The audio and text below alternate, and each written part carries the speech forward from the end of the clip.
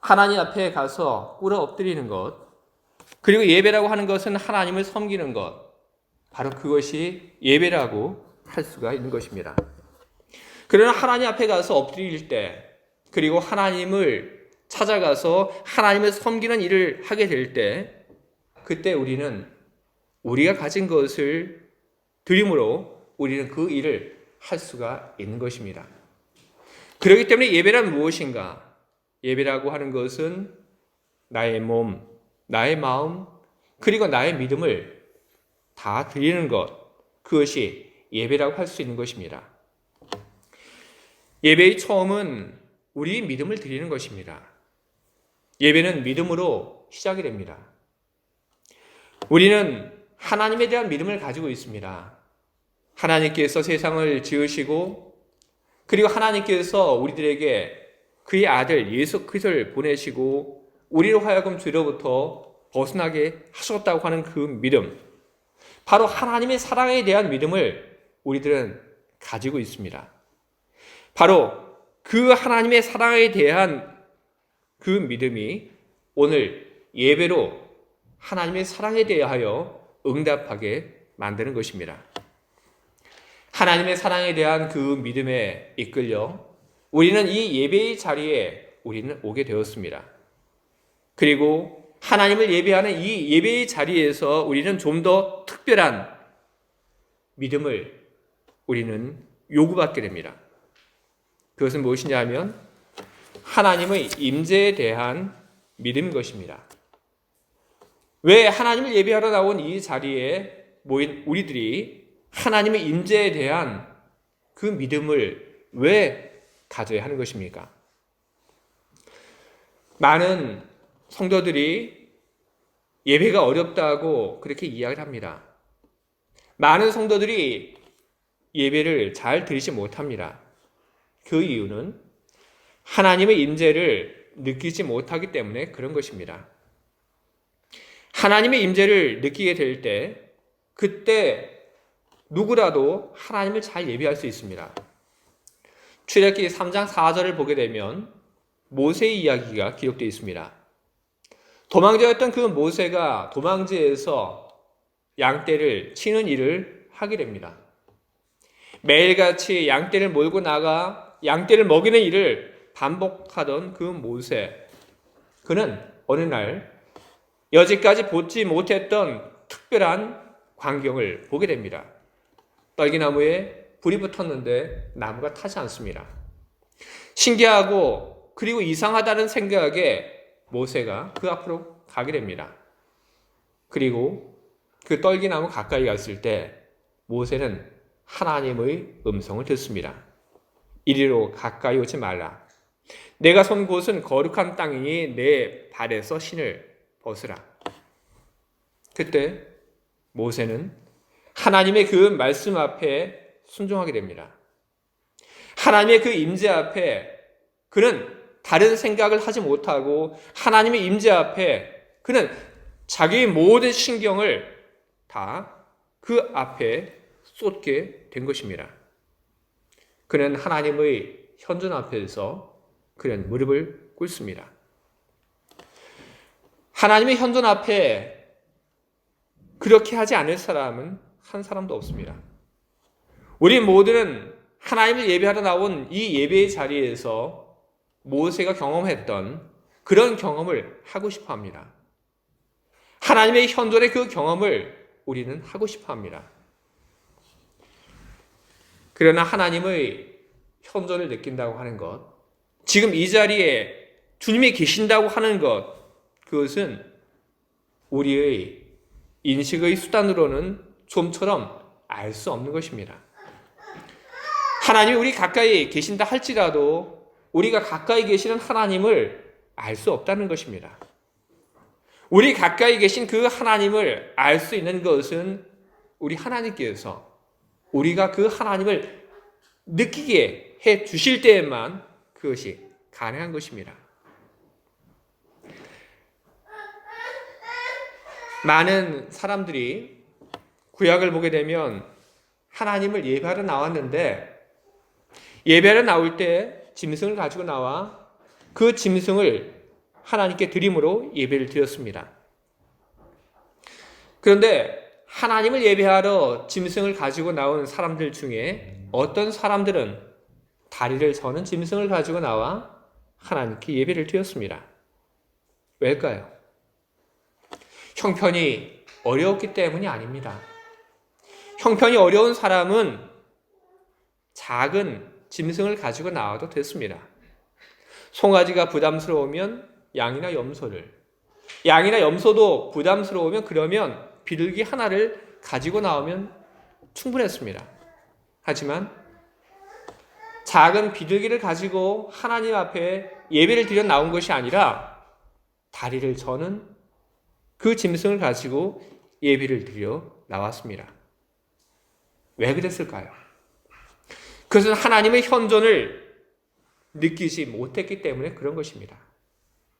그리고 하나님을 예배하러 나오는 그 순간에 하나님의 현존에 대한 소망도 없기 때문에 그런 것입니다. 하나님의 현존, 하나님이 함께 하신다.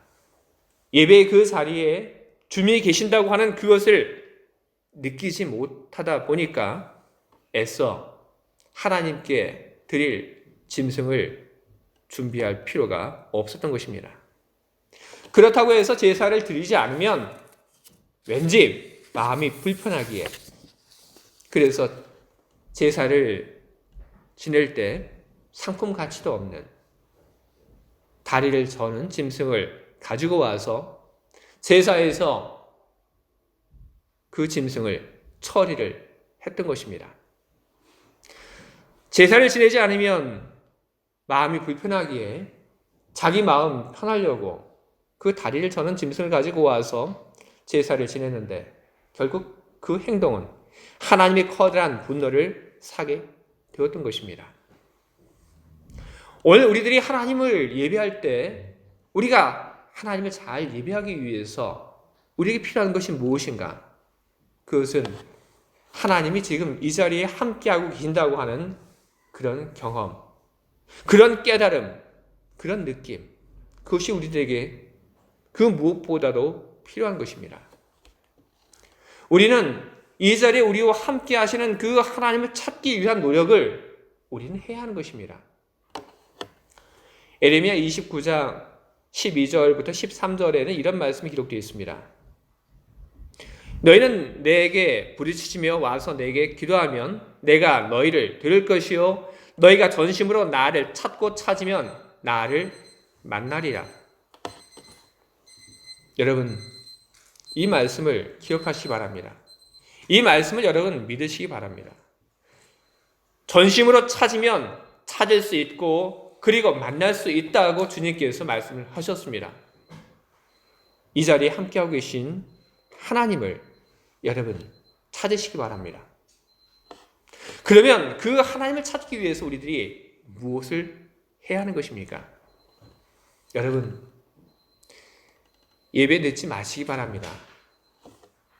그리고 예배에 와서 하나님의 만남을 사모하며 하나님께 기도하시기 바랍니다. 오늘 예배에서 내가 하나님의 함께하심을 느낄 수 있게 해달라고 여러분 기도하시기 바랍니다. 간절히 여러분 깊게 기도하시기 바랍니다.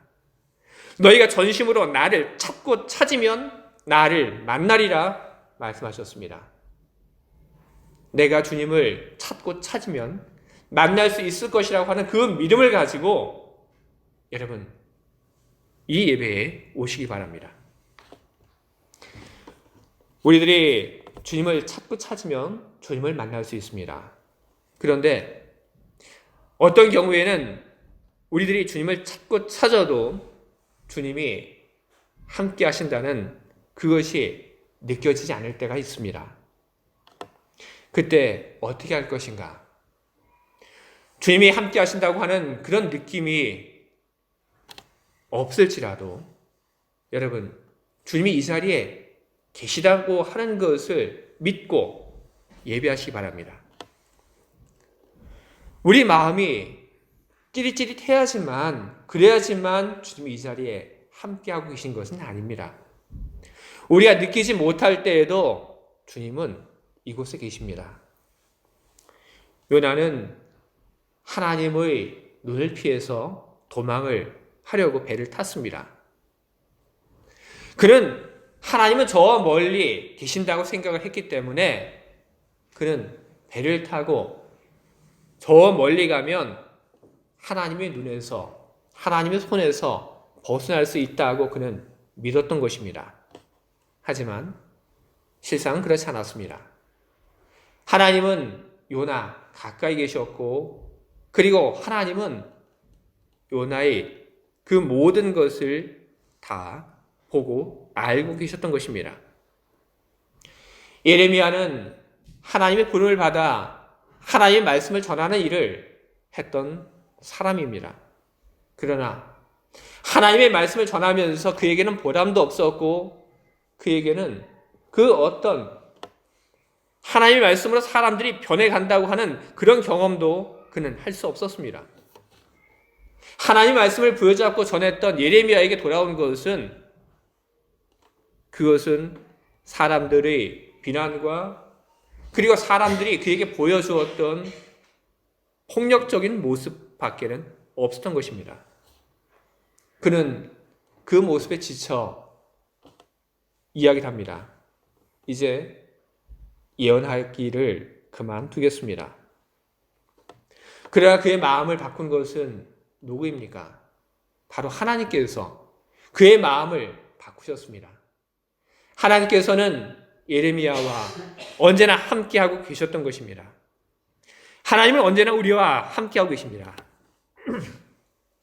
그러나 우리와 함께하고 계시는 그 하나님을 우리는 많이 알아차리지 못할 때가 있습니다. 그래서 이사야 45장 15절을 보게 되면 이런 말씀이 기록되어 있습니다. 구원자 이스라엘의 하나님이여 진실로 주는 스스로 숨어 계시는 하나님이시나이다. 이사야 선지자는 하나님이 숨어 계시는 분이다, 그렇게 이야기를 했습니다. 계시록을 보게 되면 하나님은 캄캄한데 거하시는 하나님이라고 그렇게 이야기를 합니다. 이 역시 하나님이 숨어 계시는 하나님이라고 하는 이야기를 하고 있는 것입니다. 예수님께서도 하나님은 은밀한 중에 계시는 분이다, 그렇게 말씀을 하셨습니다. 하나님은 많은 경우 숨어 계시는 그런 분이십니다.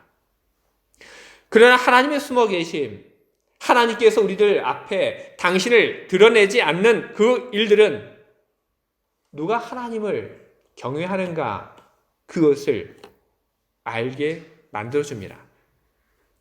하나님의 현존과 하나님의 위엄 앞에서 떨며 하나님을 경배하지 않을 사람은 한 사람도 없습니다.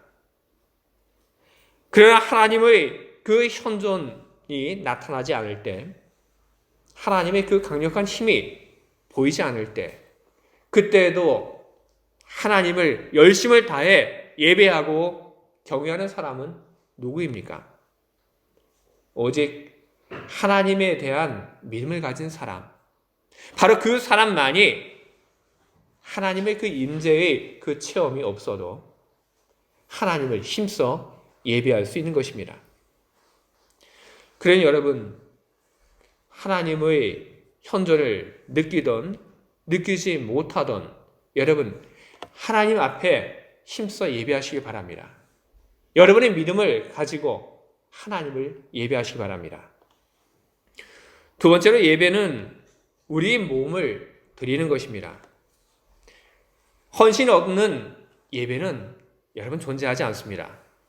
오늘 읽은 성경의 말씀 속에 너희 몸을 거룩한 산 제물로 드리라 하는 말씀이 기록되어 있습니다. 그런데 이것이 신약에서만 나오는 이야기는 아닙니다. 구약 성경을 보면 구약 성경에서도 하나님을 예배하는 사람들의 그 태도가 어떠해야 하는지에 대한 가르침들이 나오고 있습니다. 구약의 제사, 그것이 바로 예배입니다. 레위기를 보게 되면 제사를 어떻게 지내라고 하는 그 모든 규정들이 기록되어 있습니다. 번제도 있고 소제도 있고 화목제도 있고 속죄제도 있고 속건제도 있고 여러 다양한 제사들이 언급되어 있고 그리고 그 제사를 위해서 무엇을 어떻게 해야 하는지에 대한 그 규정들이 다 나오고 있습니다. 근데 이 제사들 중에 하나인 번제를 예로 들어볼 때 우리들은 이 번제의 그 제사를 그냥 제사를 지낼 사람이 제사 지낼 그 짐승만 가지고 올라와서 그것을 제사장에게 내어주면 다 끝나는 것으로 우리는 잘못 알고 있는 경우가 참 많이 있습니다. 그러나 실상은 그렇지 않습니다. 제사를 지낼 사람이 제사를 지낼 그 짐승만 가지고 와서 그것만 넘겨주면 끝나는 것이 아닙니다. 어떻게 해야 되는가? 제사를 지낼 사람은 제사를 지낼 그 짐승을 가지고 올라옵니다. 그리고 그 짐승을 가지고 성전에 올라온 후에 그 짐승에게 안수합니다. 그리고 그 짐승을 스스로 잡고 가죽을 벗기고 잘게 각을 뜨고 그리고 그 후에 내장과 그리고 정갱이를 씻는 그 일을 해야 하는 것입니다. 그 일들을 하게 될 때 제사장은 동시에 그 짐승의 피를 회막문 앞 사면에 뿌리고 그 짐승을 하나님께 올려드릴 그 준비를 하게 되는 것입니다. 제사는 제사장 혼자 하는 것이 아닙니다. 제사는 제사를 지내는 사람과 그리고 제사장이 동시에 함께 힘을 모아서 했던 일들인 것입니다. 오늘도 마찬가지입니다. 예배는 예배위원 그리고 목회자가 하는 것이 아닙니다. 예배에 있는 모든 사람들은 구경꾼이 되어서는 안 되는 것입니다. 예배에서 여러분들은 여러분 자신들을 드려야 하는 것입니다. 어떻게 여러분들은 여러분의 몸을 예배에서 하나님께 드릴 수 있는 것입니까? 여러분 찬송할 때 여러분 큰 목소리로 여러분 찬송하시기 바랍니다. 기도할 때 여러분 함께 기도하시기 바랍니다. 예배할 때 여러분 구경꾼의 그 몸가짐으로 여러분 예배하지 마시기 바랍니다. 몸을 바르게 하시기 바랍니다. 그리고 힘써 하나님을 예배하시기 바랍니다. 예배는 또한 우리 마음을 하나님께 바치는 것입니다. 시편 50편 13절부터 15절에 이런 말씀이 기록되어 있습니다. 내가 숫소의 고기를 먹으며 염소의 피를 마시겠느냐? 감사로 하나님께 제사를 드리며 지존하신 이에게 내 소원을 갚으며 환난 날에 나를 부르라. 내가 너를 건지리니. 이 말씀이 왜 나왔냐 하면 제사를 지냈던 당시 사람들은 그냥 제사만 지내면 그러면 하나님께서 다 그 제사를 받고 죄의 사함이 이루어진다고 믿었기 때문에 그런 것입니다. 하나님을 경외하는 마음 없이 사람들이 제사를 지냈던 것입니다. 그러나 하나님은 말씀하십니다. 마음이 없는 제사, 형식적인 그 제사, 그것이 무엇이 소용이 있느냐? 하나님은 그렇게 묻고 계신 것입니다. 제사의 그 모양만을 가지고 오는 것이 아니라 그 제사에 마음까지도 담아 제사를 지내라고 하나님은 그렇게 말씀하고 계십니다. 이와 같은 하나님의 말씀은 오늘 우리들이 하나님 앞에 나와 예배를 드릴 때 우리의 마음까지도 함께 담아 예배를 드려야 한다고 하는 것을 말을 해주고 있는 것입니다. 여러분, 예배를 드릴 때 여러분의 마음은, 여러분의 생각은 어디에 가 있습니까? 여러분, 예배를 드릴 때 여러분의 생각이 하나님에게 그리고 예배에 있지 않고 다른 데 가 있다고 한다면 그것이 아무리 중요한 것이라 할지라도 그것은 잡생각에 지나지 않습니다. 여러분이 했던 그 모든 일들, 걱정들, 그리고 여러분이 중요하게 여겼던 그 모든 일들을 예배 시간, 그 시간에는 여러분 다 내려놓으시기 바랍니다. 여러분의 생각을, 그리고 여러분의 마음을 온전히 예배하는데 하나님에게 맞추고 집중하시기 바랍니다. 바로 그것이 여러분의 마음을 드리는 것입니다. 누군가가 기도할 때, 대표 기도를 하게 될 때, 헌금 기도를 하게 될 때, 여러분 딴 생각하지 마시기 바랍니다. 설교할 때 여러분의 껍데기만 와 앉아있지 마시기 바랍니다. 여러분의 마음까지도, 여러분의 그 정신까지도 이곳에 여러분 머물러 있게 하시기를 바랍니다. 우리는 예배에 와서 우리는 무엇을 받을 그런 생각을 우리는 참 많이 합니다. 예배에 와서 하나님이 주시는 평화, 그리고 하나님이 주시는 기쁨, 우리는 너무나도 사모합니다. 우리는 그것이 필요합니다. 하나님이 주시는 그 은혜가 우리는 필요합니다. 하지만 여러분 기억하시기 바랍니다. 예배의 처음, 예배의 가장 중요한 것은 우리 가지고 있는 모든 것을 하나님에게 드림에 있다고 하는 것을 여러분 기억하시기 바랍니다. 우리는 예배를 드린다고 이야기하고 우리는 예배를 드리러 간다고 우리는 이야기를 합니다. 우리는 나의 시간, 나의 마음, 그리고 나의 물질, 나의 믿음을 우리 하나님께 드리러 나온 것입니다. 여러분, 하나님의 임재를 경험할 때만 잘 드리는 그 예배는 평범한 예배이고, 하나님의 임재를 경험할 때만 예배를 잘 드리는 것은 평범한 예배자입니다. 여러분들은 특별한 예배자가 되기를 바랍니다. 하나님의 임재를 느끼지 못할 그때에도 하나님이 이곳에 함께 하심을 믿고 힘써 예배를 드릴 수 있는 그런 특별한 예배자가 될 수 있기를 바랍니다. 마음을 다른 데 빼앗기지 않고 온 마음을 다하여, 온 힘을 다하여 하나님을 예배하는 그런 특별한 예배자가 될 수 있기를 바랍니다. 하나님이 누구를 사랑하고 하나님이 누구에게 큰 은혜를 베풀어 주시겠습니까? 하나님을 향하여 나의 가진 모든 것을 드리는 사람, 하나님은 그 사람을 사랑하고 하나님은 그 사람에게 하나님의 은혜와 평화를 내려주실 것입니다. 하나님을 힘써 예배하는 여러분 모두 하나님이 주시는 큰 선물로 여러분의 마음이 기쁘고 그리고 여러분이 하는 모든 일들이 다 잘 될 수 있기를 주님의 이름으로 축원을 드립니다. 아멘. 함께 기도하겠습니다. 하나님 아버지, 오늘 하나님을 예배하러 나온 우리들이 여기 있습니다. 하나님에게 많은 것을 얻기를 우리는 바랍니다.